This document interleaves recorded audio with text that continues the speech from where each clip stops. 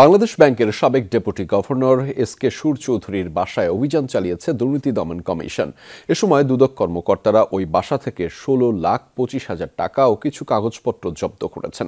দুদকের পরিচালক কাজী সাইমুজ্জামানের নেতৃত্বে এস.কে সুরের ধানমন্ডির বাসায় এই অভিযান চালানো হয়।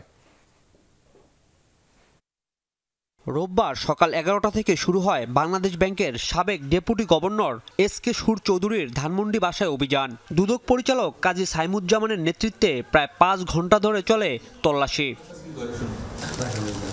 সংস্থাটির পরিচালক জানান, সম্পদের বিবরণী দাখিল না করার অভিযোগে করা মামলায় ১৪ জানুয়ারি এস.কে সুরকে গ্রেপ্তার করে দুদক। সেই ধারাবাহিকতায় তার বাসায় অবৈধ সম্পদের খোঁজে অভিযান চালানো হয়।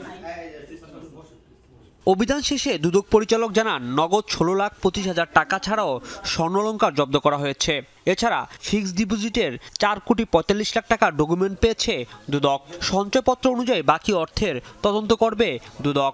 ১৬,২৫,০০০ টাকা নগদ টাকা আমরা পেয়েছি এবং এছাড়াও সঞ্চয়পত্র, বিমা, মেয়াদি আমানত, ফিক্সড ডিপোজিট সহ প্রায় ৪,৪৫,০০,০০০ টাকার ডকুমেন্ট আমরা পেয়েছি। ব্যাংকগুলোর নাম এবং শাখাগুলো লিখে নিয়েছি এবং পরবর্তীতে আমরা সে সকল ব্যাংকে তল্লাশি করে সেখান থেকে কত টাকা রয়েছে এবং কত টাকা লেনদেন করা হয়েছে সেগুলো আমরা উদ্ধার করব। ২০১৬ সালের ৫ ফেব্রুয়ারি বাংলাদেশ ব্যাংকের রিজার্ভ চুরির ঘটনায় সন্দেহভাজন হিসাবে দেখা হচ্ছে এস.কে সুর চৌধুরীকে।